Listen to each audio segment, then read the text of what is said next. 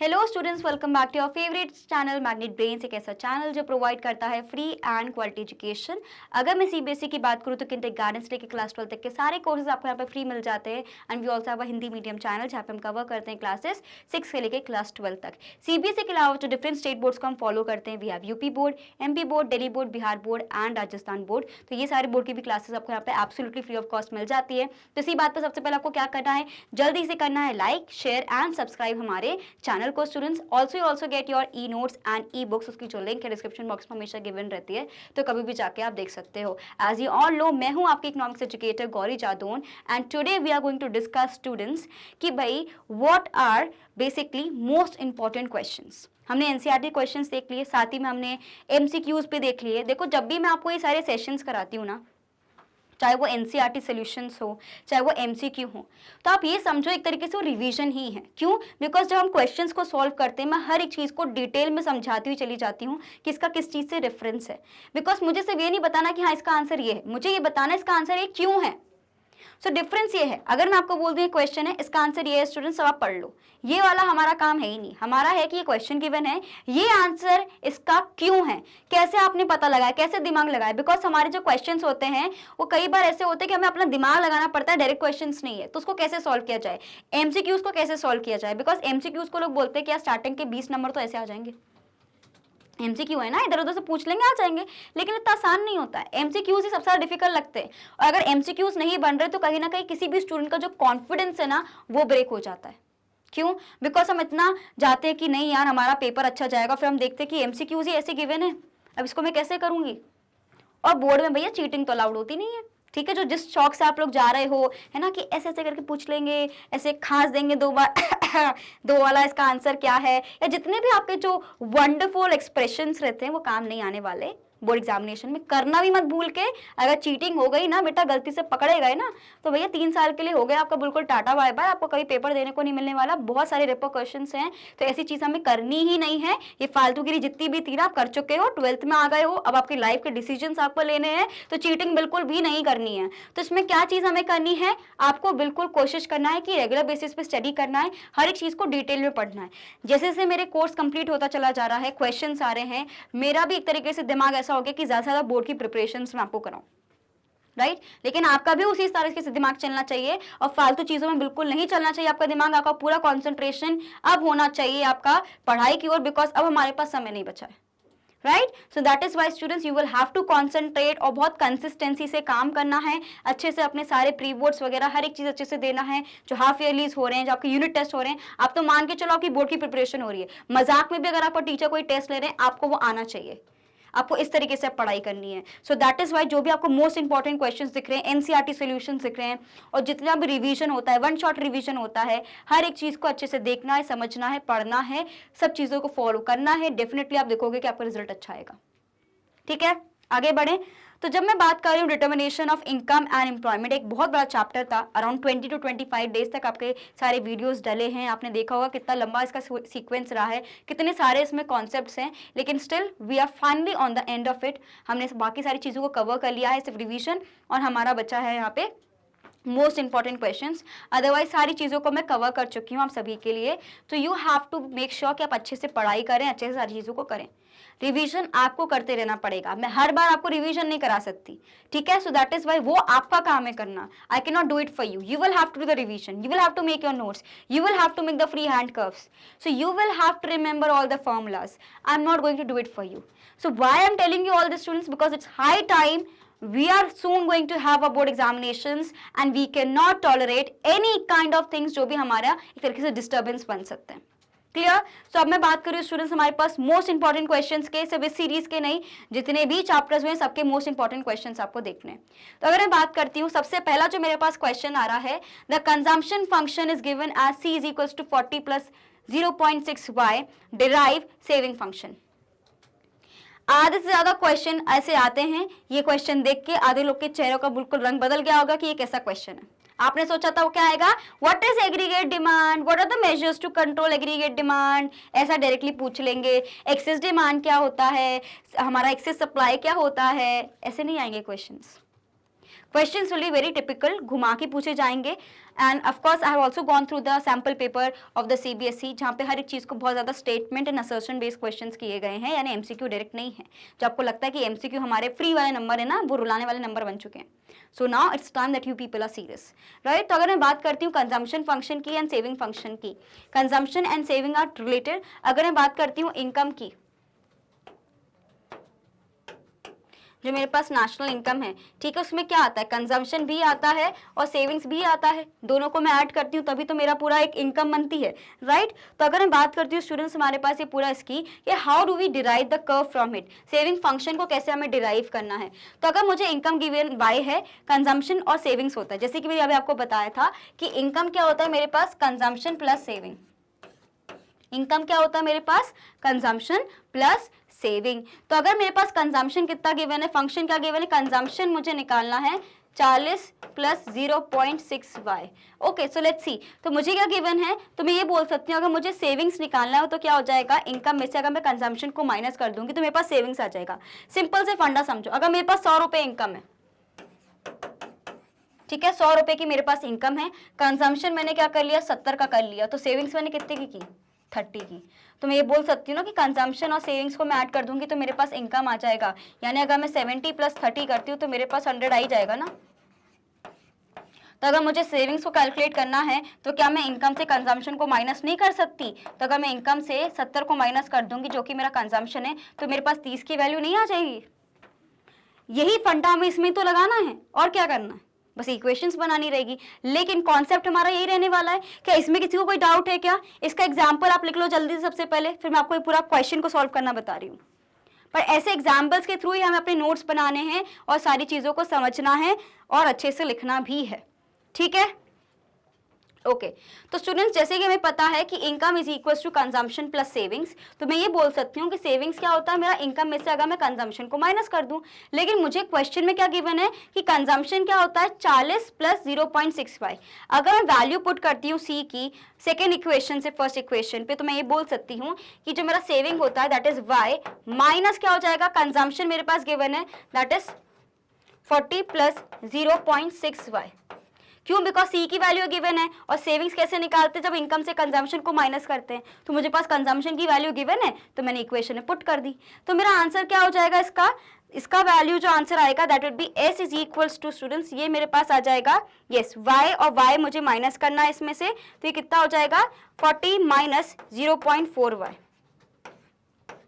40 minus 0.4y, ठीक है। क्यों? बिकॉज अगर 0.6 इतना है तो मेरे पास कितना बच रहा है 1, 0.4 ही बच रहा है। So that is why S क्या हो जाएगा -4 is equals to plus 0.4y। Clear? समझ आया? ओके, सिर्फ हमें सेविंग फंक्शन कर्व नहीं है, ओके, हमें सिर्फ सेविंग फंक्शन निकालना था। इसलिए जो मेरा सेविंग फंक्शन क्या हो जाएगा, जब मैं इनकम से कहीं ना कहीं कंजम्पशन को माइनस कर दूंगी। अगर मेरे पास इनकम गिवन है स्टूडेंट्स, इनकम मेरे पास नहीं गिवन है, I have given consumption, yes, तो अगर मुझे सेविंग्स निकालना है तो क्या हो जाएगा वाई माइनस कंजम्पशन मेरे पास कितने का है दैट इज 40 प्लस 0.6y। तो मेरे पास इसका आंसर कितना आ जाएगा, एस इज इक्वल्स टू -40 है ना, बिकॉज माइनस की वैल्यू आ जाएगी, प्लस कितना हो जाएगा 0.4y, बिकॉज 0.6 प्लस 0.4 ही हमारी 1 की वैल्यू कैलकुलेट कर पाएगा, तभी y की मेरे पास वैल्यू आ पाएगी। दैट इज वाई मेरा ये आंसर आने वाला है। Clear? Quickly take a screenshot of this one, जल्दी से। Okay, clear? इसमें किसी को कोई डाउट तो नहीं है? Okay, question number 2, again similar question. The consumption function of an economy is given as c is equals to 60 plus 0.6y. Fine. Same question मुझे फिर से अलग तरीके से यहाँ पे गिवन है, सभी इसका स्क्रीनशॉट लेंगे जल्दी से। Yes. So the consumption function of an economy is given in a situation that मेरे पास ये पूरी इक्वेशन गिवन है that c is equals to 60 plus 0.6y. ठीक है। Now what we have to do, now we have to draw diagram. पहले वाले case में नहीं था, draw diagram showing consumption expenditure corresponding to the income levels of 0, 100, 200 and 300 and 400। Value of income and autonomous consumption are in crores. Okay, तो मेरे पास ये पूरी value given है, इसके थ्रू मुझे कैलकुलेट करना रहेगा। मतलब कंजम्पशन मुझे गिवन है और इनकम भी इनने मुझे बता ही दी है, ठीक है, तो मुझे कैलकुलेट करना है सिंपल तरीके से। तो सबसे पहले गिवन हमारे पास क्या है कि ऑटोनॉमस कंजम्पशन मेरे पास कितना रहने वाला है, 60 करोड़ रहने वाला है, बिकॉज 60 करोड़ हमारा ये देख सकते हो जो कंजम्पशन है इनिशियल हमारे पास इतना आ रहा है। तो दैट इज वाई इनिशियल जो मेरे पास ऑटोनॉमस कंजम्पशन है वो 60 करोड़ का है, बिकॉज एमपीसी की अगर मैं बात करती हूँ इसका मतलब क्या होता है बी, तो एमपीसी यानी मार्जिनल प्रोपेंसिटी टू कंज्यूम, तो मेरे पास 0.6 की गिवन है, ठीक है। तो एमपीएस कितना हो जाएगा, दैट इज 0.4, क्यों, बिकॉज हमने पढ़ा है 1 is equal to MPC plus MPS, ये मेरे पास वैल्यू गिवन है, दैट इज वाई 0.6 प्लस कितना हो जाएगा 0.4, तो ये मेरे पास वैल्यू आ गया एमपीएस का, ठीक है। अब क्या बोल रहे हैं, to make the diagram let us first calculate the consumption expenditure. तो सबसे पहले मेरे पास जो इनकम्स गिवन है वो है 0, 100, 200, 300 एंड 400। मुझे इक्वेशन क्या गिवन थी कि अगर मुझे कंजम्पशन क्या होता है बेसिकली, ये मेरा प्रोपेंसिटी टू क्या है बेसिकली टू कंज्यूम, एमपीसी, उसको हम लोग बी से डिनोट करते हैं, ठीक है। तो अगर मेरे पास ये वैल्यू गिवन है कि सबसे पहले ऑटोनॉमस कंजम्पशन मेरे पास कितना रहने वाला है 60 प्लस कितना हो जाएगा स्टूडेंट्स, मेरे पास प्रोपेंसिटी टू कंजम्पशन कितना है 0.6, ये आपने कहाँ से निकाला है, ये मुझे ऑलरेडी इक्वेशन में वैल्यू गिवन थी, that consumption is equal to 60 plus 0.6, मुझे सिर्फ इनकम में इंटू करना है, तो यहाँ पे मेरी इनकम कितनी हो जाएगी 0, मैंने कुछ नहीं किया है, मैंने क्या बोला है कंजम्पशन क्या है आपका, consumption is basically 60 is equals to कितना हो जाएगा ऑटोनॉमस कंजम्पशन प्लस जो मेरे पास पूरी वैल्यू गिवन है ये वाली this 0.6 into Y, so 0.6 into Y, so 0.6 into Y, income मेरे पास कितनी है 0, ये कितना हो गया 0 प्लस 60, तो दैट इज वाई मेरे पास वैल्यू कितनी आ गई है 60, क्लियर। अब जो मेरे पास ऑटोनॉमस कंजम्पशन गिवन है, अब मेरे पास 100 की वैल्यू गिवन है, तो 60 बोल रहा है यहाँ पे, ठीक है, प्लस मुझे क्या करना है 0.6 इंटू 100, तो कितना हो गया, ये भी 60 हो गया, इसलिए मेरे पास इसका आंसर कितना आ गया 120, तो 120 आप यहाँ पे वैल्यू देख सकते हो। थर्ड इक्वेशन क्या कह रहा है, autonomous consumption plus propensity to consume into income कितना है मेरे पास 200, तो वैल्यू कितना हो गया, अगेन मेरे पास वैल्यू होगी 120, तो मैं 60 में जब 120 को ऐड कर दूंगी तो मेरे पास वैल्यू कितनी आ जाएगी 180, तो आप यहाँ पे 180 वैल्यू देख सकते हो। अगेन मुझे कैलकुलेट करना है, इक्वेशन में ऐड करना है स्टूडेंट्स कि ऑटोनॉमस कंजम्पशन 60 है, 0.6 इंटू मुझे इनकम करना, इनकम मेरी कितनी हो गई 300, तो ये कितना हो जाएगा 180, ठीक है, ये हो गया 60, तो मेरे पास आंसर कितना आ जाएगा 240। नेक्स्ट मेरे पास क्या आ रहा है, अगेन मुझे ऑटोनॉमस कंजम्पशन 60 गिवन है, 0.6, ये मैंने क्या निकाला है, ये मेरे पास इक्वेशन गिवन है, मैं अपने मन से नहीं कर रही हूँ, इक्वेशन गिवन है जैसे मेरे पहले क्वेश्चन में गिवन थी, ठीक है, ये इक्वेशन मुझे गिवन है। अब मुझे क्या बोल रहे हैं, मेरी इनकम कितनी है 400 मेरी इनकम हो गई, तो कितना हो जाएगा 60 प्लस कितना हो जाएगा 6 4 मेरे पास 240 आई थिंक, तो मेरे पास जो आंसर आएगा इनकम का यहाँ पे दैट इज 300, तो ये मेरा कंजम्पशन हो जाएगा। इस तरीके से मुझे कैलकुलेट करना है, क्लियर, कोई दिक्कत। तो सबसे पहले आपको ध्यान रखना है कि मुझे इक्वेशन क्या गिवन है, इक्वेशन मुझे क्या गिवन है that c is equals to 60 plus 0.6y, तो आपको याद रखना है कि 60 जो गिवन है मेरा ये ऑटोनॉमस कंजम्पशन की वैल्यू गिवन है, ये मेरा क्या होता है this is your MPC, fine. तो अगर मैं 0.6 इंटू वाई कह रही हूँ तो y क्या गिवन है मुझे, ये इनकम लेवल्स गिवे है ना, दैट इज वाई मैंने हर एक इनकम लेवल को कैलकुलेट कर पाई हूँ। तो अगर आप ये क्वेश्चन देखोगे यहाँ पे क्या गिवन है, इनकम मुझे गिवन है 0, 100, 200, 300 एंड 400, ये मेरे पास इनकम गिवन है, पर मुझे कंजम्पशन नहीं गिवन, मुझे सिर्फ पहला कंजम्पशन गिवन था ऑटोनॉमस कंजम्पशन जो था 60 प्लस 0.6 इंटू 0, क्यों, बिकॉज 0 लेवल ऑफ इनकम थी, तो इसलिए ये वाली इनकम क्या हो जाती है ऑटोनॉमस कंजम्पशन, इसलिए ये वाला इनकम को मैं डायरेक्टली यहाँ पे भी लिख सकती थी। सेकेंड जो क्वेश्चन आया मेरे पास कि 60 प्लस 0.6 इंटू, अब मेरी इनकम कितनी हो गई स्टूडेंट्स 100, तो इंटू 100 कर दो, ये कितना हो गया 60 प्लस 60, आंसर कितना आ गया 120, तो आपको यहाँ पे 120 आंसर देखने को मिल गया, ठीक है। फिर से करके बता रही हूँ, अगर मुझे ये वाला वैल्यू निकालना है 60 प्लस 0.6 इंटू इनकम करो, इनकम कितना है मेरे पास 200, कितना आ गया वैल्यू 120 आ गया 60, इसको ऐड करोगे मेरे पास वैल्यू कितनी आ गई 180, इसलिए आपको यहाँ पे 180 वैल्यू दिख रही है। सिमिलरली फॉर 240, सिमिलरली फॉर 300, तो इस तरीके से मैंने पूरा अपना ग्राफ रेडी कर लिया। अगर मुझे फ्री हैंड कर्व बनाना आता है तो भी मुझे पता है कि मेरा ग्राफ ऐसे बनता है, क्योंकि ऑटोनॉमस कंजम्पशन है at 0 level of income also कुछ ना कुछ खर्चा तो हम करते ही हैं, उस खर्चे को हम लोग कैसे डिनोट करते हैं स्टूडेंट्स, हमने इसको पहले भी पढ़ा है, ऑटोनॉमस कंजम्पशन तो मैं आपको 1000 बार समझा चुकी हूँ।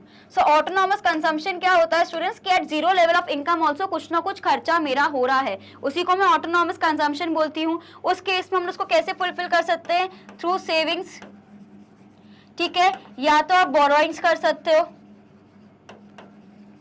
या तो आप सेल कर सकते हो कुछ।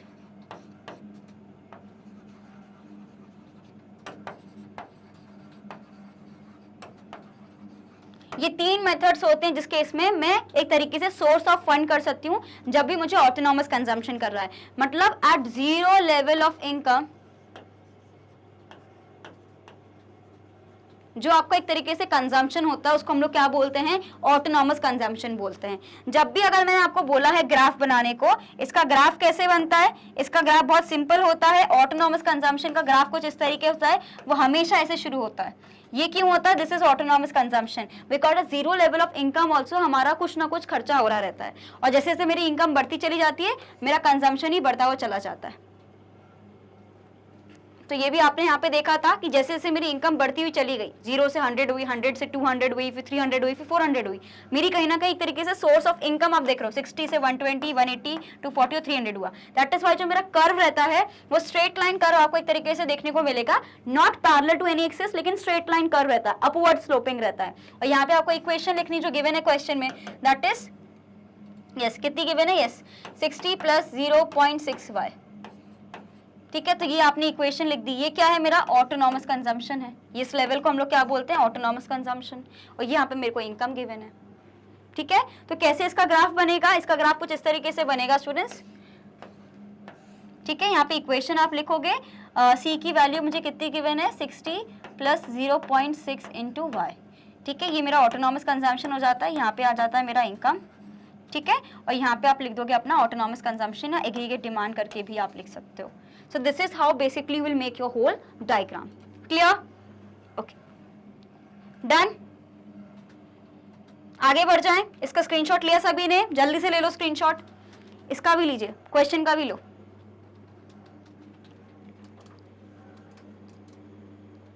डन?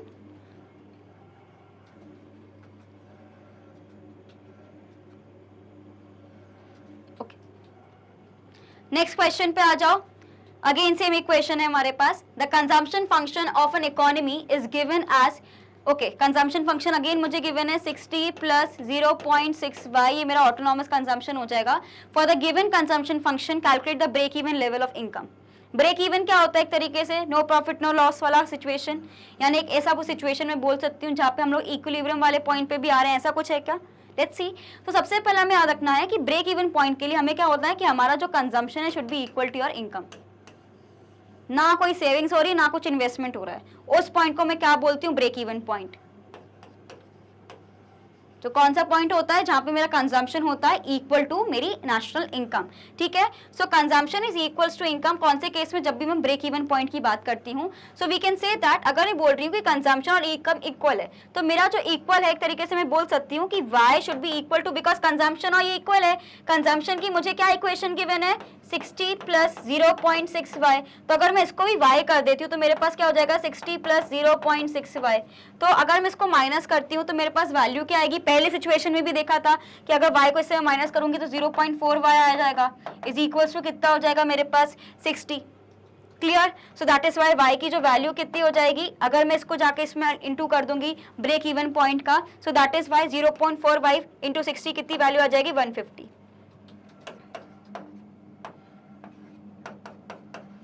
ऐसे करना रहेगा आपको, ठीक है। नहीं रुको रुको, इंटू हमें परसेंटेज निकालने की जरूरत नहीं है, ठीक है। तो जो हमारा आंसर हो जाएगा इसका कितना हो जाएगा, 150। क्लियर? सेम क्वेश्चन मैंने अभी पहला वाला जो आपको कराया था उसमें भी सेम इक्वेशन थी, देखो यहाँ पे आप देखो, क्यों, बिकॉज अगर मैं इसको यहाँ पे लेके जा रही हूँ y से, अगर मैं 0.4y को माइनस करूंगी, this is consider as 1, so that is Y 1 को मैं माइनस कर रही हूँ तो मेरे पास 0.6y का आंसर, इसका आंसर आता है, ठीक है। सिमिलरली आपको ये वाले क्वेश्चन में भी देखने को मिल रहा है स्टूडेंट्स, यहाँ पे भी आप देख सकते हो कि मेरा जो ब्रेक इवन पॉइंट होता है हम उसको क्या बोलते हैं, basically when consumption is equals to your income. क्या होता है, when consumption is equals to income. ठीक है, तो अगर मेरा कंजम्पशन की वैल्यू मुझे कितनी गिवन है 60 प्लस 0.6y, तो मैं बोल सकती हूँ as consumption is equals to income, therefore y is also equals to 60 plus 0.6y। So that is y कितना हो जाएगा, y minus 0.6y is equals to 60 plus 0. नहीं इज इक्वल्स टू 60। तो ये कितनी वैल्यू आ जाएगी, इसको मैं माइनस करूंगी तो 0.4y is equals to 60। Therefore y की जो वैल्यू आ जाएगी that will be equals to 60 divided by 0.4। ये कितना हो जाएगा 600 डिवाइड बाय 4, तो आंसर कितना आ गया 150। सो इस तरीके से मुझे पूरा कैलकुलेट करना रहता है मेरा पूरा आंसर। इसका स्क्रीनशॉट लेंगे सभी क्विकली। डन, रुको, yes take example of this one also, तो आपको आराम से समझ आ जाएगी कैसे मुझे लिखना है। ठीक है, याद रखना this is break even point equation.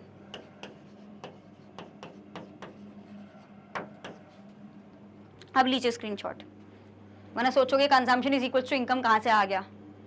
ठीक है, मूविंग ऑन, क्वेश्चन नंबर 4 की तरफ बढ़ते हैं। Which of the following can have the value of more than 1 and less than 0, APC, APS, MPC या एमपीएस। बहुत ही प्यारा क्वेश्चन है, ये वाला क्वेश्चन बहुत जरूरी है सॉल्व करना, इसलिए मैंने इसको डाला है। इसी के साथ कम से कम आपके मैं 4-5 कॉन्सेप्ट्स क्लियर कर दूंगी। With in 1 question 4 concepts will be clear. वैसे क्लियर तो सारे कॉन्सेप्ट में कर चुकी हूँ, हर एक चीज पढ़ा चुकी हूँ डिटेल में, लेकिन याद कितना ये पता चलेगा अभी। जल्दी से स्क्रीनशॉट लीजिए और कोशिश करके देखिए कि इसका क्या आंसर हो सकता है। What is the meaning of marginal propensity to consume, मुझे ये बता दो। प्रोपेंसिटी का मतलब क्या होता है, ये क्या होता है, पी क्या है ये प्रोपेंसिटी, इसका मतलब क्या होता है, tendency to behave in a certain way. अगर मैं बोल रही हूँ मार्जिनल प्रोपेंसिटी टू कंज्यूम, अगर मार्जिनल का मतलब होता है, मतलब मैं चेंज की बात कर रही हूँ, I am talking about changes, right. तो अगर चेंज आ रहा है किसी चीज में, किसके केस में, कंजम्पशन की बात कर रहे हैं, किससे कैलकुलेट करेंगे, इनकम से ही तो देखेंगे। इनकम पे तो सब चीजें डिपेंडेंट है भाई, पैसा होगा तभी तो कंजम्पशन होएगा, वरना पैसा नहीं है तो कुछ नहीं होना है। सो दैट इज व्हाई पैसा बहुत इंपॉर्टेंट है, मनी बहुत इंपॉर्टेंट है, and income is important. Income की अगर मैं यहाँ पे बात कर रही हूँ तो क्या हो जाएगा, चेंज हो जाएगा। इसी को तो हम लोग क्या बोलते हैं, एमपीसी बोलते हैं। एक और हमारे पास इक्वेशन है कि एमपीसी प्लस एमपीएस क्या होता है, इक्वल्स टू 1 होता है, ये भी हमने पढ़ा है। तो ये सारी चीजों को एक तरीके से कलेक्ट करने की कोशिश करो और फिर आंसर करो। जब मैंने आपको प्रॉपर्टीज पढ़ाई ना स्टूडेंट्स, तो मैंने आपको बहुत डिटेल में हर एक चीज को यहाँ पे पढ़ाया है ना। सिमिलरली अगर मैं एमपीएस की बात करती हूँ, एमपीएस क्या होता है, मार्जिनल प्रोपेंसिटी टू सेव, यानी ऐसा टेंडेंसी जहाँ पे आप ज्यादा सेव करना चाह रहे हो। तो क्या होता है, change in savings divided by change in income. याद आ रहा है कुछ। सिमिलरली हमारे पास average propensity to save and average propensity to वो आता है, fine, okay, clear, got it. चलो देखते हैं। तो सबसे पहले क्या बोल रहे हैं, which of the following can have the value of more than 1 और लेस देन 1। हमें बताना कि इसकी वैल्यू क्या हो सकती है। तो सबसे पहले अगर मैं बात करती हूँ स्टूडेंट्स, हमारे पास APC that is average propensity to consume. Marginal propensity to consume की अगर मैं बात करती हूँ, उसका आंसर बता दूंगी, इसलिए नहीं बता रही मैं, लेकिन मैंने आपको कई बार बताया, जब एमसीक्यूज किया था ना उसमें भी मैंने डिस्कस किया था। अगर मैं बात कर रही हूँ average propensity to consume can be more than 1, why, because as long as consumption is more than national income before the break even point, हम ये बोल सकते हैं APC is equals to 1। What is the break even point, अभी मैंने आपको बताया break even point कब होता है, जब consumption is equals to income. तो जब मेरा consumption is equals to income आ रहा है, इनकम को मैं कांस्टेंट मान के चल रही हूँ सपोज, है ना, तो whenever a consumption is equals to income होता है ब्रेक इवन पॉइंट। तो मेरा एवरेज प्रोपेंसिटी टू कंज्यूम, मतलब अगर मैं एवरेज बोलूँ, मेरी टेंडेंसी कंज्यूम करने के लिए जब तक बढ़ेगी और मोर देन 1 रहेगी, कब तक, जब तक वो ब्रेक इवन पॉइंट के ऊपर नहीं चली जाती। सो that is why APC can be more than 1 as long as consumption is more than national income, that is before the break-even point. Now, APC can be less than 0 at a point which are lower than the break-even point. और अगर break-even point के नीचे तो of course less than 0 हो सकता है. So both MPC and MPS cannot be more than 1 or less than 0 as change in consumption or saving cannot be more than change in income. Average हम निकालते हैं तो उसमें हम लोग डायरेक्टली एब्सोल्यूट वैल्यू नहीं निकालते, ठीक है। सो दैट इज व्हाई जब मैं एमपीसी या एमपीएस की बात करती हूँ, इसलिए मैंने बोला आंसर बता दूंगी, नहीं तो मैं ये कभी भी मोर देन 1 लेस देन 1 ऐसा कोई केस होता नहीं है। बिकॉज इस सिचुएशन में क्या है, हम लोग चेंज को देख रहे हैं, तो हम लोग चेंज को कभी भी इनकम से ज्यादा कंसीडर कर ही नहीं सकते। ठीक है, लेकिन कंजम्पशन मेरा इनिशियली इनकम से ज्यादा हो सकता है। हमने देखा है zero level of income also हम लोग तरीके से कंजम्पशन की अगर मैं बात करूँ, ये 40 हो रहा है, फिर हमने इसको 80 से बढ़ा दिया 120 हो रहा है, इसको मैंने 200 से 200 कर दिया, ये कितना हो गया मेरा 200 हो गया, फिर ये कितना हो गया 280 हो गया, ये 300 हो गया। आपने देखा था कि अगर मेरा कंजम्पशन है तो अगर मेरी सेविंग्स कितनी हो रही है इसको हम देख रहे हैं, ठीक है, तो इसमें मेरे -40 सेविंग्स हो रही हैं, इसमें भी -20 हो रहा है, फिर क्या हो रहा है 0, फिर जाके मेरी सेविंग्स 20 हो रही है। याद आ रहा है, ऐसा मैंने चार्ट बनाया था, ऐसा मैंने चार्ट बनाया था। तो अगर मैं एवरेज प्रोपेंसिटी टू कंज्यूम की बोल रही हूँ यहाँ पे, तो अगर मैं 120 को इनकम से डिवाइड कर रही हूँ या इस तरीके से मैं पूरा कैलकुलेट करती हूँ, तो हमने ये देखा था कि at zero level of income also कुछ ना कुछ कंजम्पशन मेरा हो रहा है।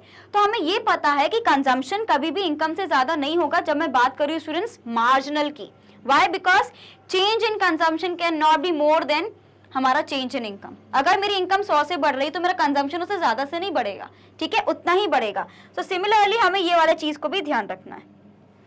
सो दैट इज वाई अगर मैं बात करती हूँ एवरेज की तो ये हो सकता है मोर देन और लेस देन 1, ठीक है, लेकिन जब मैं बात करती हूँ एमपीसी और एमपीएस की तो ये नहीं हो सकते, ठीक है ना। इसका सभी सबसे पहले आप स्क्रीनशॉट ले लीजिए जल्दी से।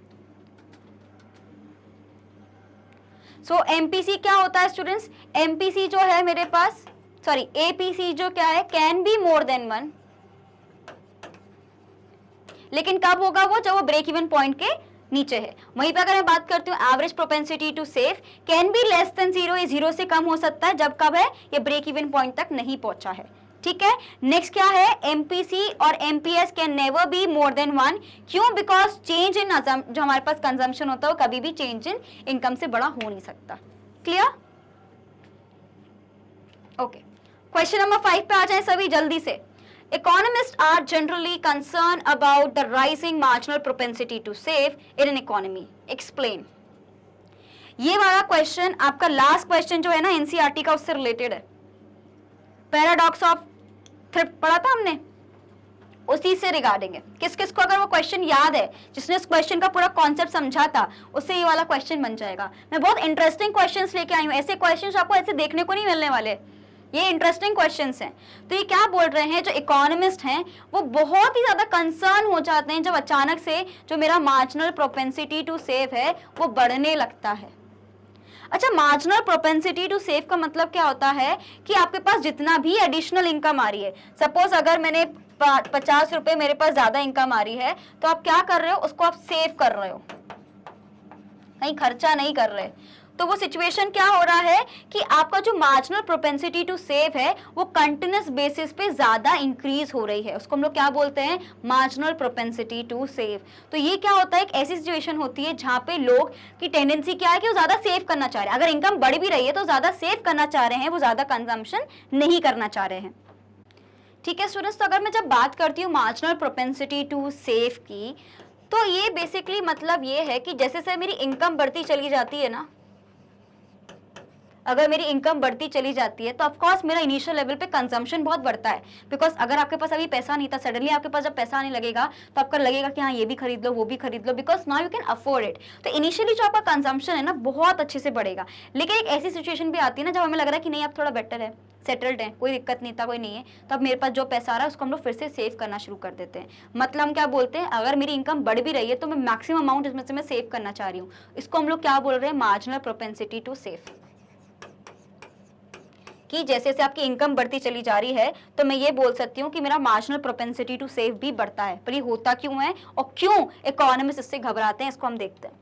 तो एज वी ऑल नो कि हमें पता है कि एमपीसी जो मार्जिनल प्रोपेंसिटी टू कंज्यूम है और मार्जिनल प्रोपेंसिटी टू सेव है, दोनों को अगर मैं ऐड करती हूँ इट इज इक्वल्स टू 1। ये सिचुएशन है मेरी, आपको अभी पहले ही बताया था।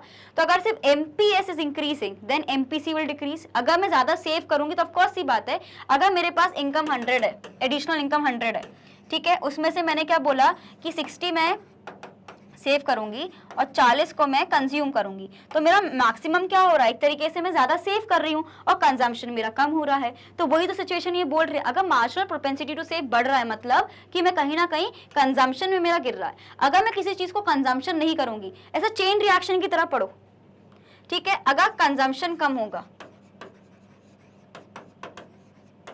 ठीक है, तो एग्रीगेट डिमांड भी कम होगी। एग्रीगेट डिमांड कम होगी तो क्या हो जाएगा, डेफिशिएंट डिमांड हो जाएगी। डेफिशिएंट डिमांड होगा तो क्या होगा, डिफ्लेशन आ जाएगा। डिफ्लेशन आ जाएगा तो क्या होगा, अनएम्प्लॉयमेंट बढ़ जाता है।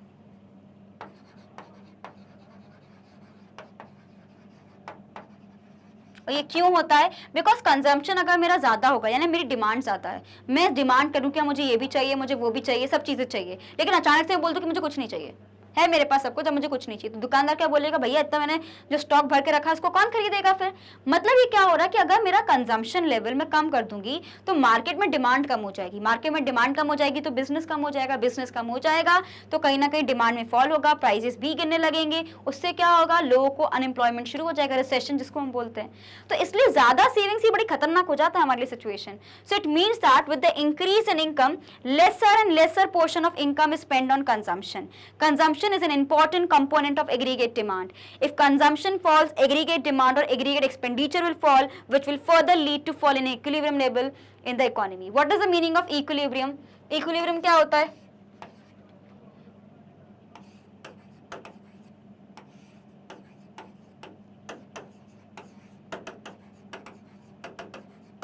ये क्या होता है मेरा, बेसिकली इक्विलिब्रियम लेवल रहता है when aggregate demand is equals to aggregate supply.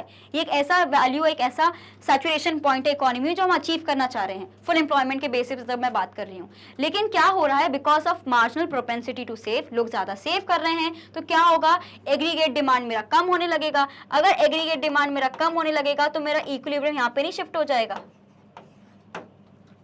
एक तरीके से इक्विलिब्रियम लेवल से कम हो गया, तो ये सिचुएशन मेरे लिए बिल्कुल भी फेवरेबल नहीं है। बिकॉज अगर मेरा कंजम्पशन कम हुआ तो मेरा एग्रीगेट डिमांड कम होगा, एग्रीगेट डिमांड होगा तो बिजनेस कम होगा, बिजनेस कम होगा तो रिसेशन शुरू हो जाएगा, रिसेशन शुरू हो गया तो लोगों को टाटा बाय बाय करना शुरू कर देंगे, तो अगेन क्या हो जाएगा, बड़ी दिक्कत आ जाएगी इकोनॉमी में। इसलिए हम इक्विलिब्रियम लेवल को मेंटेन करने की कोशिश करते हैं जहाँ पे मेरा एग्रीगेट डिमांड जो है एग्रीगेट सप्लाई के बिल्कुल इक्वल हो। सो दैट इज वाई कभी भी कोई नहीं बोलेगा कि मार्जिनल प्रोपेंसिटी टू सेव हमारा ज्यादा होना चाहिए, हम इसलिए बोलते हैं भाई इक्वल रखो, इक्वल्स टू 1 रखो, ठीक है, तो दोनों को इक्वली हम लोग ऐड करते हैं। क्लियर, इसका स्क्रीनशॉट लेंगे सभी जल्दी से, बहुत ही अच्छा ये क्वेश्चन है, याद रखना ऐसा क्वेश्चन बोर्ड्स में आने के बिल्कुल चांसेस है हमारे पास, ठीक है। अगेन देखो इन्होंने कॉन्सेप्ट कौन सा पूछा है कि हमें मार्जिनल प्रोपेंसिटी टू सेव क्यों ज्यादा नहीं करना चाहिए, लेकिन घुमा के कैसे पूछा, लैंग्वेज आप देखो, टेक्निकलिटी देखो लैंग्वेज की पूछने की, ठीक है। क्वेश्चन नंबर 6 है मेरे पास, distinguish between full employment equilibrium and under employment equilibrium. अभी जब मैंने इसका आंसर भी दे दिया, जब मैं आपको लास्ट वाला क्वेश्चन पढ़ा रही थी, I have given you an example of this, जल्दी बताओ that what is the meaning of full employment equilibrium and under employed equilibrium. तो देखो स्टूडेंट, सबसे पहले अगर मैं बात करती हूँ फुल एम्प्लॉयमेंट इक्विलिब्रियम की, ठीक है, यहाँ पे आपने रखा है एडी, यहाँ पे आपने रखा है एएस, तो ये जो पॉइंट है मेरा, ये मान के चल रही हूँ कि यहाँ पे सब एम्प्लॉयड हैं, फुल एम्प्लॉयड है, ठीक है। ये सिचुएशन क्या होता है मेरा, basically AS is equals to AD. ये कौन सी सिचुएशन है मेरे पास, जब मैं मान लूं कि फुल एम्प्लॉयमेंट है, कोई भी इनवॉलंटरी अनएम्प्लॉयमेंट नहीं है, सब एम्प्लॉयड हैं, सबके पास कुछ ना कुछ पैसा आ रहा है, they are happy with what they are working, with the wages they are getting, they are happy with it and they are working, और वो लोग कंजम्पशन कर रहे हैं, तो बेसिकली सिचुएशन हो जाती है। तो उस मार्केट कंडीशंस में जब मेरा aggregate demand is equals to aggregate supply होता है, तो वो मेरा हो जाता है full employment equilibrium. Similarly under employed equilibrium मतलब क्या होता है कि फुल क्या होता है मेरे पास ये, ठीक है, अंडर एम्प्लॉयड क्या हो जाएगा, बिकॉज मैंने पूरा का पूरा चैप्टर अगर मैं बोलूं, हमने किसके पॉइंट ऑफ व्यू से पढ़ा है, हमने पढ़ा एग्रीगेट डिमांड के पॉइंट ऑफ व्यू से। तो अगर मेरे पास एम्प्लॉयमेंट लेवल कम होगी, मेरा एग्रीगेट डिमांड कम हो जाएगा, बिकॉज अगर लोगों के पास एम्प्लॉयमेंट नहीं है, उनके पास पैसा नहीं आ रहा, पैसा नहीं आएगा तो डिमांड करेंगे ही नहीं, बिकॉज कंजम्पशन वो कर नहीं पाएंगे हर एक चीज का, तो क्या होगा, सिर्फ जरूरी सामान खरीदेंगे, तो उस केस में क्या होगा, डिमांड गिरने लगेगी। क्यों, बिकॉज हम बहुत सोच समझ के सामान लेंगे, तो हर एक चीज की जो डिमांड पहले हाई लेवल पे थी, बिकॉज ऑफ द हमारी इनकम नहीं है हमारे पास, तो कहीं ना कहीं गिरावट आना शुरू हो जाएगी, तो एग्रीगेट डिमांड हमारा फॉल होने लगेगा, तो ये मेरा कर्व बनेगा, ठीक है। ये क्या हो जाएगा, basically C plus I, that is change in I, remember. तो ये सिचुएशन क्या हो गया, इसमें डाउनफॉल हो गया, तो ये क्या हो गया, एक तरीके से E1 हो गया मेरे पास, तो ये क्या हो गया, बेसिकली मेरा न्यू इक्विलिब्रियम लेवल, जिसको हम लोग क्या बोलते हैं, AD is equals to AS, और ये वाला लेवल कौन सा है मेरे पास, अंडर एम्प्लॉयड।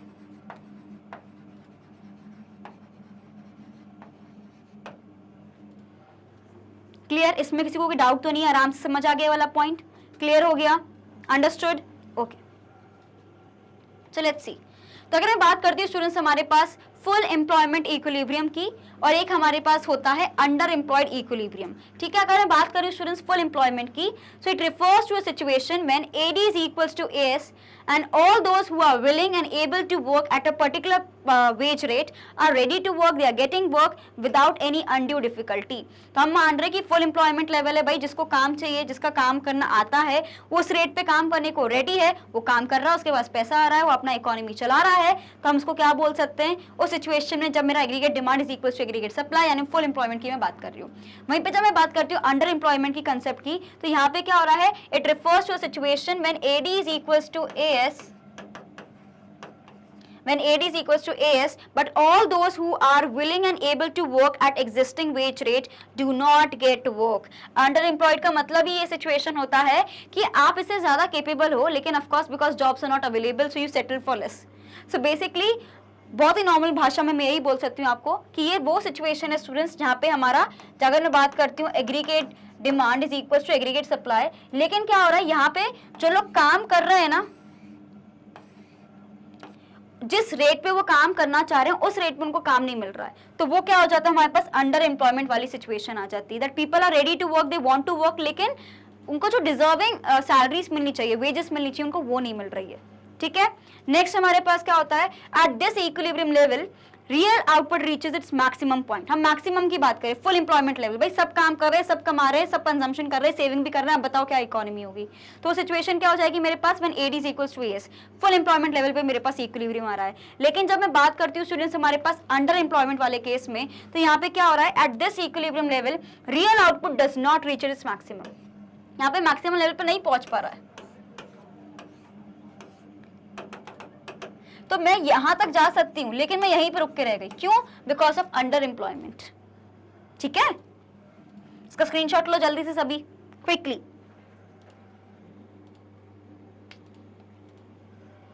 आगे बढ़े ना। अगर मैं बात करती हूँ इन्फ्लेशनरी गैप की, तो अगर फुल एम्प्लॉयमेंट लेवल की बात कर रही हूँ, any excess of AD over AS, तो क्या हो जाएगा, ओवर एम्प्लॉयमेंट वाली केसेस आ जाएंगी और इससे इन्फ्लेशनरी गैप आ जाएगा। वहीं पर अगर मैं बात करती हूँ अंडर एम्प्लॉयड के केस में, तो क्या आ जाता है, डिफ्लेशनरी गैप आना शुरू हो जाता है, बिकॉज ये does not lead to inflationary बल्कि डिफ्लेशनरी गैप आ रहा है, ठीक है, डिफ्लेशनरी गैप आ रहा है, तो उसको हम लोग क्या बोलते हैं, अंडर एम्प्लॉयमेंट का केस बोलते हैं। क्लियर हो गया, इसमें किसी को कोई डाउट तो नहीं है students, clear? Okay, quickly take a screenshot of it. Okay students, तो यहाँ पे आपको याद रखना है कि जब फुल एम्प्लॉयमेंट की मैं बात कर रही हूँ तो मेरे पास इन्फ्लेशनरी गैप आता है, लेकिन जब अंडर एम्प्लॉयड होता है तो हमारे पास एक तरीके से डिफ्लेशनरी गैप आना शुरू हो जाता है। क्लियर, समझ आ गया, इसमें कोई डाउट तो नहीं है, हर एक चीज हमने अच्छे से पढ़ ली है, समझ ली है, राइट। सो नेक्स्ट हमारे पास जो क्वेश्चन आ रहा है यहाँ पे, क्वेश्चन नंबर 7 हमारे पास है, discuss the situation when aggregate demand is more than aggregate supply at full employment income level. So basically हमें पता है कि जो हमारे एक एग्रीगेट डिमांड और एग्रीगेट सप्लाई होता है, व्हेन ये दोनों इक्वल हो जाते हैं तो मेरे पास वो सिचुएशन कौन सी हो जाती है, इसको हम लोग क्या बोलते हैं, equilibrium level, when aggregate demand is equals to aggregate supply, right. इसमें किसी को कोई डाउट तो नहीं है, कोई कंफ्यूजन नहीं है। तो अब हमसे ये पूछ रहे हैं कि ऐसी सिचुएशन जब क्या हो रहा है, aggregate demand is more than aggregate supply, ये कब होता है, aggregate demand is more than aggregate supply, मतलब कहीं ना कहीं डिमांड ज्यादा है, इसको हम लोग क्या बोलते हैं,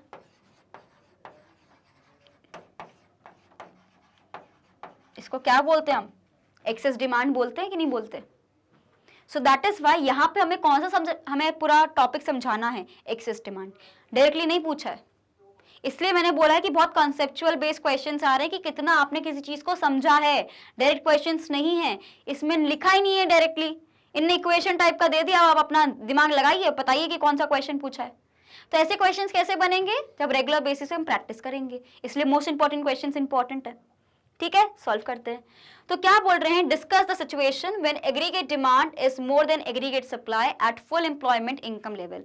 सो when aggregate demand is greater than aggregate supply at full employment level, such a situation is known as excess demand, right. तो जब भी हमारा aggregate demand will be more than aggregate supply, उस सिचुएशन को मैं क्या बोलती हूँ, ये सिचुएशन है मेरे पास एक्सेस डिमांड की, ठीक है। इसमें क्या होता है, कैसे कंट्रोल करते हैं, ये सारी चीजें नहीं पूछी तो नहीं बताओ। यानी इसमें क्या होगा, इन्फ्लेशनरी गैप आएगा। It is called inflationary because this leads to a rise in general prices level of an economy. इसका ग्राफ पूछा नहीं लेकिन बना देते हैं आपकी अंडरस्टैंडिंग के लिए, ठीक है।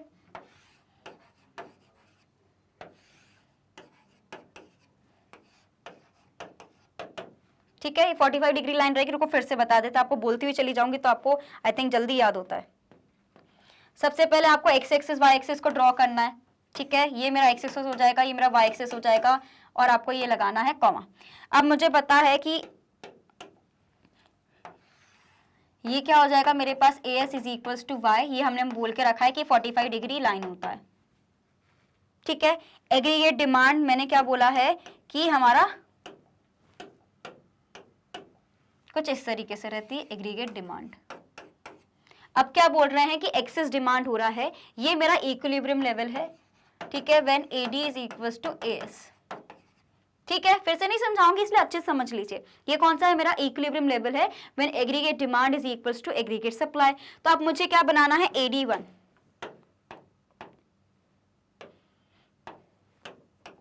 राइट।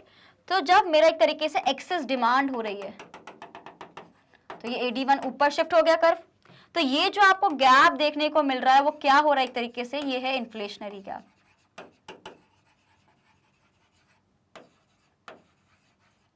और ये क्यों हो रहा है, why inflationary gap is there, what is the meaning of inflation. Inflation का मतलब होता है महंगाई। तो अगर किसी चीज का एग्रीगेट डिमांड बढ़ जाएगा, कंजम्पशन तो मैंने अपना जो इनकम है उसको तो मैंने नॉर्मल मान के रखा है ना थ्रू आउट द पूरा जर्नी में, कि इनकम तो मेरी कॉमन रहने वाली है, 45 डिग्री का एंगल बन रहा है, कांस्टेंट है, स्ट्रेट लाइन है, तो मेरी इनकम में तो कोई चेंजेस नहीं आ रहे, तो इनकम मेरी उतनी ही है, ठीक है। लेकिन क्या हो रहा है, मेरा एग्रीगेट डिमांड बढ़ रहा है। अगर मेरा डिमांड बढ़ता हुआ चला जाएगा, लेकिन मार्केट में तो स्टॉक उतना ही अवेलेबल है ना, एकदम से तो मैं स्टॉक को बढ़ा नहीं सकती, सप्लाई को बढ़ा नहीं सकती, तो मेरा किसमें इंप्रूवमेंट देखने को मिल रहा है, किसमें इंक्रीज देखने को मिल रहा है, सिर्फ और सिर्फ एग्रीगेट डिमांड में मुझे चेंजेस देखने को मिल रहे हैं। तो जो एग्रीगेट डिमांड मेरा अचानक से बढ़ रहा है उसको एकदम से मैं टैकल नहीं कर सकती, तो क्या होता है कि चीजों की जो वैल्यू है महंगी हो जाती है। आपने देखा होगा किसी शॉप पे अगर कोई चीज से बहुत कम बची है और भैया अब 4-5 लोग इसकी डिमांड कर रहे हैं, तो क्या बोलेगा कि ठीक है जो ज्यादा कीमत देगा वो ले जाइए। तो जिसकी वैल्यू से 50 रुपए, लेकिन उसको 5 लोग 6 लोग मांग रहे थे, तो उसकी वैल्यू हो गई 100 रुपए। यानी जो 50 रुपए उसकी जो वैल्यू बढ़ी है वो क्या है, इन्फ्लेशनरी गैप है। वो महंगा क्यों हुआ है, बिकॉज उसका जो एग्रीगेट डिमांड है, जो डिमांड है वो बढ़ गई। आपने देखा होगा ऑक्शंस वगैरह, म्यूजियम वगैरह हम देखते हैं, ऑक्शंस में क्या होता है कि जो हम पेंटिंग्स वगैरह देखते हैं कितने लाखों करोड़ों बिकते हैं, हम देखते हैं कि इसमें ऐसा क्या है। Of course they are very unique, है ना, आर्टिस्टिक थिंग्स है, ज्यादा नॉलेज तो मुझे भी इस चीज की नहीं है, लेकिन हाँ जितना उनकी बोली लगाई जाती है ऑक्शन में, जितना जो फाइनल प्राइस रहता है, मुझे लगता है कि कई बार वो बहुत ज्यादा ओवर प्राइस्ड है। वो क्यों हो रहा है कभी कभी, क्योंकि जब आपने देखा होगा because lot of people are demanding for it, इसलिए ऑक्शन होता है ना, कि भाई कौन कौन उसकी कितनी बोली लगा रहा है। तो क्यों, बिकॉज वो हमारे पास एक ही चीज अवेलेबल है लेकिन डिमांड उसकी बहुत ज्यादा है, तो इसलिए उसका प्राइस बढ़ता चला जाता है। तो ये क्या हो रहा है, अब ऐसा तो नहीं कि 5-6 में सबकी पेंटिंग बना दूं डिट्टो, है ना, कि 5-6 पेंटिंग बना दी, आप भी ले लो, आप भी ले लो, आप भी ले लो, खुश हो जाओ, ऐसा नहीं है। हमने क्या बोला, ये एक ही हमारे पास एंटिक पीस है, यही हमारे पास एक पेंटिंग है, आपको उसको खरीदना, आपको इतने पैसे देने पड़ेंगे। 5-6 लोग उसकी डिमांड कर रहे हैं, तो क्या होगा, उसकी अचानक से डिमांड बढ़ेगी तो प्राइस बढ़ेगा, इसलिए क्या होता है, इन्फ्लेशनरी गैप हो जाता है। अगर मैं बात करूं, क्वेश्चन में नहीं पूछा, लेकिन what are the methods of controlling excess demand, कोई मुझे बता सकता है what are the methods of controlling excess demand. जब भी डिमांड ज्यादा हो जाती है तो मतलब डिमांड ज्यादा क्यों हो रही है, बिकॉज लोगों के पास हैं पैसे खर्च करने के लिए, इसलिए तो डिमांड कर रहे हैं, ये भी चाहिए वो भी चाहिए। तो हमें क्या करना पड़ेगा, उस केस से मनी सप्लाई को थोड़ा कम करना पड़ेगा। मनी सप्लाई को कम कौन करता है, RBI करता है। कैसे कर सकता है भाई, वो रेपो रेट बढ़ा सकता है, बैंक रेट बढ़ा सकता है, उससे क्या होगा, लोन आसानी से नहीं मिलेगा, पैसा आसानी से नहीं मिलेगा, तो डिमांड आसानी से नहीं होगी।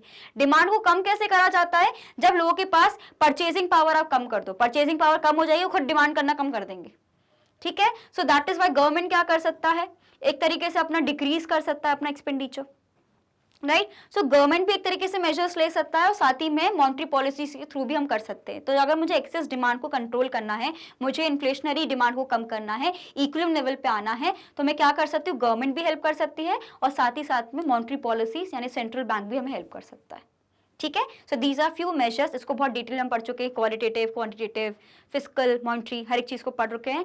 आपको अच्छे से जाके वीडियोस देखने, आपको हर एक चीज क्लियर हो जाएगी, लेकिन फिलहाल हमारे क्वेश्चन में यही पूछा था तो ये मैंने क्लियर कर दिया है। Fine, quickly take a screenshot of this, जल्दी से।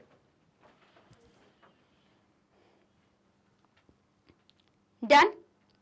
इस तरीके का ग्राफ भी आप बना सकते हो। इस क्वेश्चन ने पूछा नहीं गया, लेकिन अगर पूछा है तो आप बना दीजिए, नहीं भी है तो आप बना सकते हो। It's always beneficial, right. यहाँ पे आप क्या लिखोगे, यहाँ पे आप लिखोगे एडी, यहाँ पे लिख देना एएस, ठीक है। साथ में आप लिखोगे यहाँ पे इनकम, आउटपुट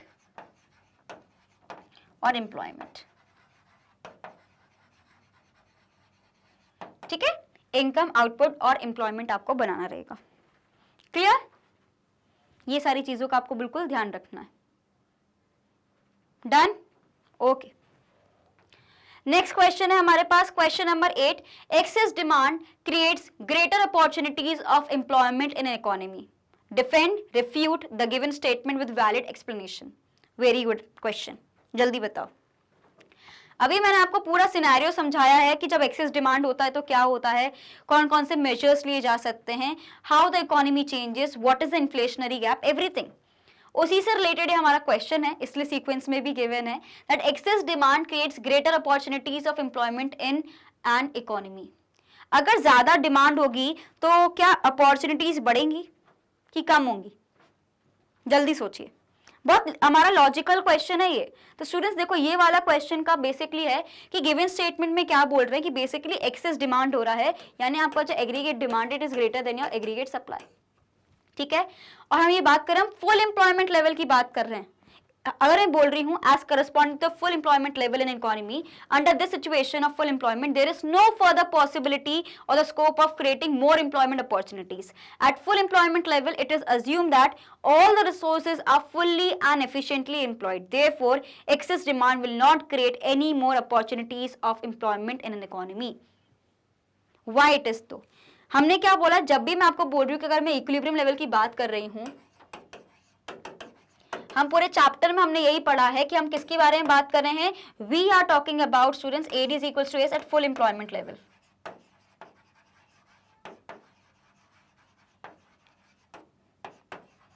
हम किसकी बात कर रहे हैं, फुल एम्प्लॉयमेंट लेवल की बात कर रहे हैं। तो अगर जब फुल एम्प्लॉयमेंट ऑलरेडी है तो अलग से हमारे पास अपॉर्चुनिटीज कहां से आएगी? अगर अंडर एम्प्लॉयड लिखा होता तो डेफिनेटली मैं बोल सकती थी, लेकिन अगर मैं बात कर रही हूँ इक्विलिब्रियम लेवल की बात करती हूँ, मैंने अजम्पशन करके रखा है कि मैं फुल एम्प्लॉयमेंट की बात कर रही हूँ, तो इसलिए इसमें बिल्कुल भी ये वाली पॉइंट आना ही नहीं चाहिए। इसलिए जो मेरे पास ये पूरा का पूरा एक्सप्लेनेशन गिवन है, इसको मैं बिल्कुल रिफ्यूट करती हूँ कि बिल्कुल भी नहीं, हाँ कोई भी अपॉर्चुनिटी नहीं डेवलप हो सकती, बिकॉज ऑलरेडी इकोनॉमी हमारी फुल एम्प्लॉयमेंट पे और ये एक्सेस डिमांड यहाँ पे कर रहे हैं। तो जब मेरे पास ऑलरेडी फुल एम्प्लॉयमेंट है, इनकम इससे ज्यादा बढ़ नहीं सकती, सप्लाई से ज्यादा बढ़ नहीं सकता, एम्प्लॉयमेंट इससे ज्यादा बढ़ नहीं सकती।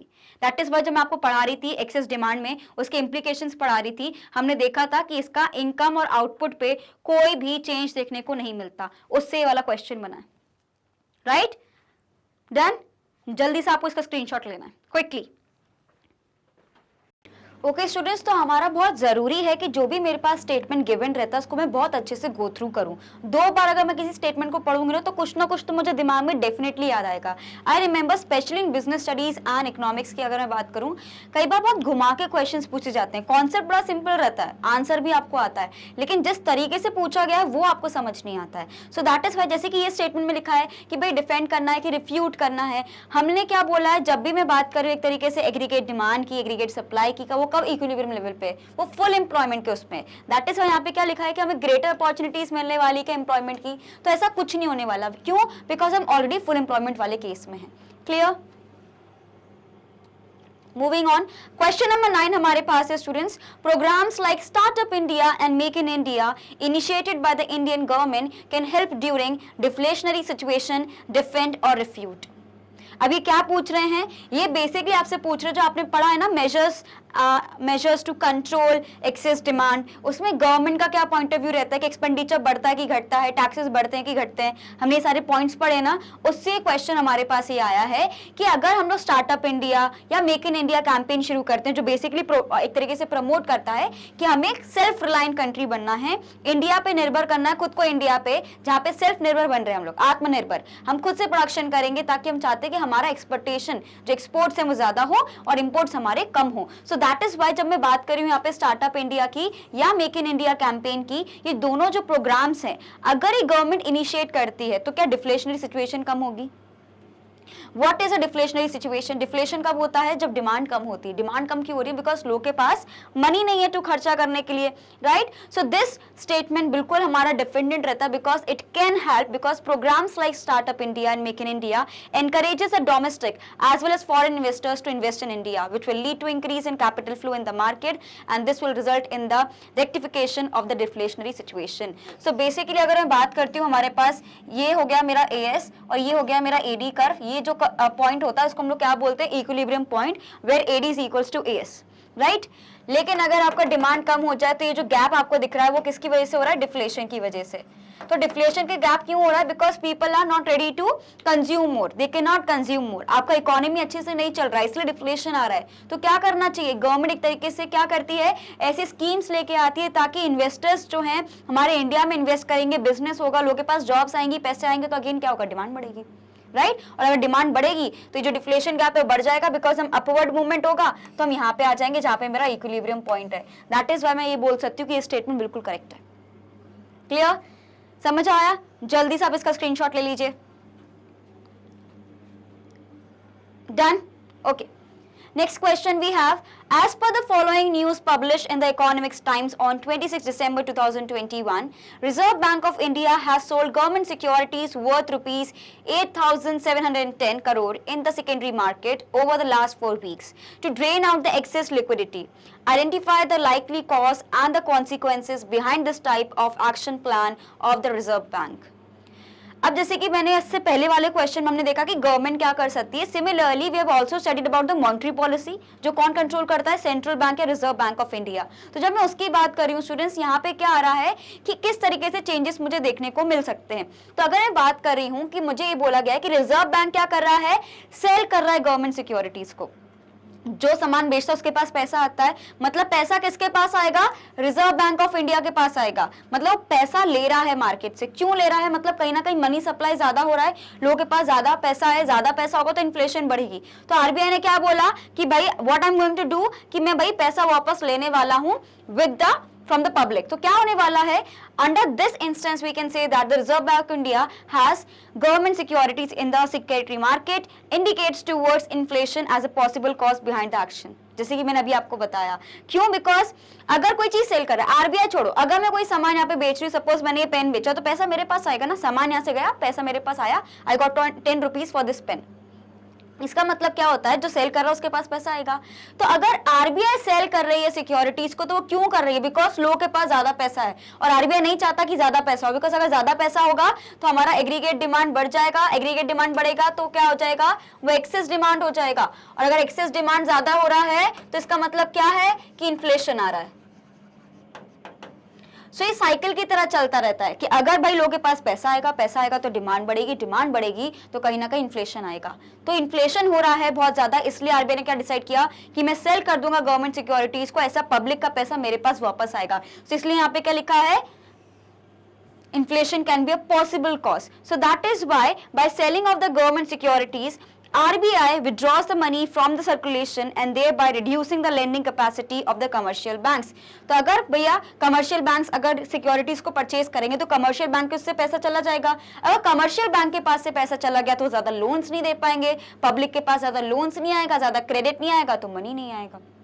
Right? So that is why lending to reduction in consumption and investment demand, consequently the inflationary pressure in the economy will get eased out. तो इससे क्या होगा? जो इन्फ्लेशन आया है वो धीरे धीरे कम हो जाएगा, बिकॉज अगर लोगों के पास पैसा कम हो गया तो इवेंचुअली उनकी डिमांड्स भी कम हो जाएंगी, एग्रीगेट डिमांड कम हो जाएगी, एक्सेस डिमांड कम हो जाएगी। अगर वो हो गया तो हम इक्विलिब्रियम पॉइंट पे आ जाएंगे where AD is equals to AS। Right तो ये सारी चीजें आप देखो, आप बोलोगे कि मैम आप बोलते हो ना कि मेजर्स, और ये लोग तो कभी डायरेक्टली क्वेश्चंस आते ही नहीं, इस तरह के क्वेश्चंस आपको देखने पड़ेंगे। हमने दो टाइप के मेजर्स पढ़े, एक होते हैं हमारे पास मॉनेटरी पॉलिसी के मेजर्स और एक मेरे पास होते हैं फिस्कल पॉलिसी के मेजर्स। उसमें हमने डिफरेंट क्राइटेरियाज पढ़े। मॉनेटरी पॉलिसी में हमने पढ़ा है क्वालिटेटिव एंड क्वांटिटेटिव। आप पूछोगे डायरेक्ट उसमें से कोई क्वेश्चन नहीं आ रहा कि आप बताइए explain any 4 measures to control excess demand, नहीं, आपको ऐसे स्टेटमेंट बेस्ड क्वेश्चन दे दिया, 2 मार्क्स का क्वेश्चन दे दिया, 4 मार्क्स का क्वेश्चन दे दिया। अब आपसे पूछ रहे हैं कि आपको इसको सपोर्ट करना है कि नहीं करना है। तो मतलब हमें पता है कि हमारा जो नॉलेज होनी चाहिए वो बिल्कुल भी ऐसा नहीं होना चाहिए कि रट्टाफिकेशन आप कर रहे हो। अंडरस्टैंडिंग होनी चाहिए कॉन्सेप्ट्स की, तब जाके आप ये वाले क्वेश्चन को सॉल्व कर पाओगे, अदरवाइज आप ऐसे क्वेश्चंस को सॉल्व कर ही नहीं पाओगे बिकॉज ये डायरेक्ट क्वेश्चन नहीं है। This is a conceptual question जहां पे आपके बहुत घुमा फिरा के आपसे पूछ रहा है। इसको हम लोग बोलते हैं कंपिटेंसी बेस्ड क्वेश्चंस, कि आप कितने कंपिटेंट है, आपको कितना याद है, आपको कितना समझ है इस पर्टिकुलर सब्जेक्ट की, इस पर्टिकुलर टॉपिक की, उस बेसिस आप कैसे एक तरीके से आंसर कर सकते हो। वी आर गोइंग टू जज that. Fine, quickly take a screenshot of this one. Hopefully आपको एक आइडिया मिल गया होगा कि किस तरह के क्वेश्चंस मेरे पास आ रहे हैं। Okay So students, this was all about this video जहाँ पे हमने डिस्कस किए मोस्ट इंपॉर्टेंट क्वेश्चंस। ऑलरेडी हम एनसीईआरटी सॉल्यूशंस भी देख चुके थे, तो उसके अलावा भी जो मुझे क्वेश्चंस लगे जो इंपॉर्टेंट है आप सभी के लिए, मैंने आपको बता दिए। प्रैक्टिकल्स इसमें आपको ज्यादा देखने को नहीं मिलेंगे बिकॉज प्रैक्टिकल्स के ऊपर ऑलरेडी अलग से वीडियो आ चुका है, सो दैट इज वाई मैं रिपीटेशन नहीं चाह रही थी। आई थॉट कि थ्योरी भी इसकी जरूरी है, तो थ्योरी वाले क्वेश्चन मैं आपके लिए लेके आई हूँ। लेकिन फिर भी आपको कोई भी डाउट हो students, you can let me know on the Instagram channel, जो हमारा चैनल है, या कोई भी सोशल मीडिया आपको जो चैनल दिख रहा है मैग्नेट ब्रेन्स रिलेटेड, आप वहाँ पे रिप्लाई कर सकते हो। मैं हर जगह हूँ, हर जगह देख रही हूँ कि आपके क्या रिप्लाईज हैं। एंड ऑफकोर्स यूट्यूब पे तो आपको मुझे कमेंट करके बताना ही है, अगर वीडियो अच्छा लग रहा है तो अच्छे से लाइक भी करना है, because students you have to make sure कि आप तक जो भी आपका फीडबैक है वो हमारे तक आना चाहिए। तो उसके लिए आपको क्या करना पड़ेगा कि मैग्नेट ब्रेन्स को हर जगह फॉलो करना पड़ेगा, लाइक करना पड़ेगा, शेयर करना पड़ेगा, सब्सक्राइब करना पड़ेगा, बिकॉज एक लौता चैनल है जो प्रोवाइड करता है free and quality education. If I talk about CBSE students, तो किंडरगार्टन से लेकर क्लास 12 तक के सारे कोर्सेज आपको यहाँ पे मिल जाते हैं। And we also have Hindi medium channel जहाँ पे हम कवर करते हैं क्लासेस 6 से लेकर क्लास 12 तक। उसके अलावा जो डिफरेंट बोर्ड्स हम फॉलो करते हैं, वी हैव सीबीएसई बोर्ड के अलावा we have Delhi board, Bihar board, UP board, MP board and Rajasthan board. तो ये सारे बोर्ड्स की क्लासेस भी आपको यहाँ पे मिल जाएंगी। साथ ही में स्टूडेंट्स आपको यहाँ पे मिलने वाले हैं e notes and e books, उसकी जो लिंक डिस्क्रिप्शन बॉक्स में गिवन रहती है, तो कभी भी जाके आप देख सकते हो। And one more thing students, कि आपको रेगुलर बेसिस पे सारी क्लासेस को फॉलो करना है। जैसे कि मैंने आपको बताया कि आपको हमें यूट्यूब पे भी फॉलो करना है, सब जगह फॉलो करना है। हमारा एप्लीकेशन भी है, हमारी वेबसाइट भी है, तो वहाँ पे भी जाके आप सारी चीज़ों को देख सकते हैं। सो होपफुली आपको क्लासेस अच्छी लग रही हैं, आपको सारी चीज़ समझ आ रही हैं। 12th बोर्ड एग्जामिनेशन है, बिल्कुल भी लाइटली नहीं लेना है। So all the best for it, keep preparing yourself, अच्छे से हार्ड वर्क करिए, and I will see you in the next video. Thank you for watching.